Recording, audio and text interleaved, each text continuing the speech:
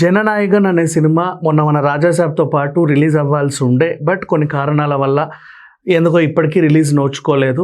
వాళ్ళు విచారణ కమిటీకి అంటే నెక్స్ట్ రివైజ్ కమిటీకి వెళ్ళమని చెప్పారు. అక్కడ కూడా ఏమైనా కట్స్తోనో లేకపోతే ఇంకేమైనా సీన్స్ కత్తిరింపో లేకపోతే డైలాగ్స్ బీపో ఇవన్నీ చేసి మొత్తానికి సినిమా రిలీజ్ అవుద్దా లేదా అన్న కన్ఫ్యూజన్ ప్రజెంట్ అయితే నెలకొంది.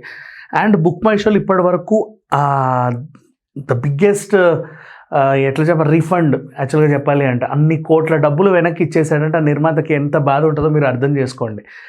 ఆ ప్రొడ్యూసర్ నుంచి ఈ మధ్య కాలంలో కొన్ని అనౌన్స్మెంట్లు వచ్చాయి.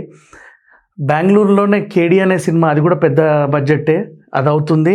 అండ్ రీసెంట్లీ అందరినీ సర్ప్రైజ్ చేసినటువంటి టాక్సిక్ బడ్జెటే పెట్టుంటారులే 600 కోట్లు 700 కోట్లు అన్నట్టుంది ఆ సినిమా. అండ్ యష్తోని సినిమా తీసినామంటే ఖచ్చితంగా పెడతారు కూడా బడ్జెట్, ఎందుకంటే ఆ బడ్జెట్ తీసుకురాగల సత్తా ఉన్న హీరో కాబట్టి. సో అంత పెద్ద ప్రొడక్షన్స్ 2 అవుతున్నప్పుడు ఆల్రెడీ ఒక ఇన్వెస్ట్మెంట్ అది ఏమవుతుందో తెలియని కన్ఫ్యూషన్లో ఉన్నప్పుడు తన నెక్స్ట్ సినిమా పైన అందరికి కూడా ఒక టైప్ ఆఫ్ కన్ఫ్యూజన్ వచ్చింది. అదే మెగాస్టార్తోని బాబీ కోహ్లీ డైరెక్షన్లో వాల్తేరు వీరయ్య తర్వాత వీళ్ళిద్దరి కాంబినేషన్ సెట్ అయింది. అయితే ఆ 158 ప్రాజెక్ట్, ఎందుకంటే ఇప్పుడు రీసెంట్లీ మనశంకర వరప్రసాద్ గారి సినిమా సక్సెస్ అయిందని చెప్పి వీళ్ళు అది సక్సెస్ మీట్ పెట్టుకున్నారు కదా. సో చాలామంది అరే ఇంత మంచి సినిమా సక్సెస్ అయిందని చాలా హ్యాపీ ఫీల్ అవుతా, వీళ్ళకి కంగ్రాచులేషన్స్ చెబుతా. నెక్స్ట్ ప్రాజెక్ట్ ఏంటి తను ఏం చేస్తారు అన్న ఇంట్రెస్ట్ అందరికీ ఉంటుంది. ఆ టైంలో అయ్యో ఆ సినిమాకి సంబంధించినటువంటి ప్రొడ్యూసర్కు ఇలాంటి ప్రాబ్లమ్స్ ఉన్నాయంట అని తెలిసిన తర్వాత వాళ్ళు కూడా కొంచెం డైజెస్ట్ చేసుకోలేరు.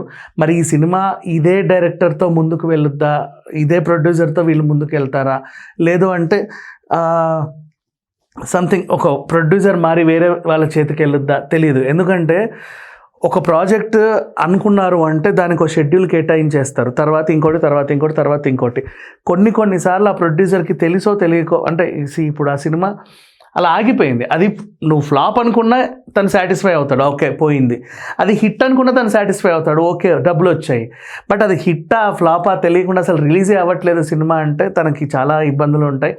కాబట్టి ఆ టైంలో ఈ ప్రాజెక్ట్ గురించి ఆలోచిస్తారో లేదో మనకు తెలియదు, కానీ మేబీ మంచి నిర్మాతే ఇట్లాంటి సినిమాలు ఎన్నైనా చేయగలడు. కాకపోతే ఏంటంటే మెగా ఫ్యాన్స్కి ఒక చిన్న కన్ఫ్యూజన్, బాబీ కోహ్లీతో ఈ సినిమా ఈ ప్రొడక్షన్ హౌస్లో వస్తుందా రాదా, ఎప్పుడు వస్తుంది అని వెయిట్ చేస్తున్నారు. మేబీ వస్తే రావచ్చు, ఈ సమ్మర్ కాకపోతే నెక్స్ట్ సమ్మర్కైనా సరే.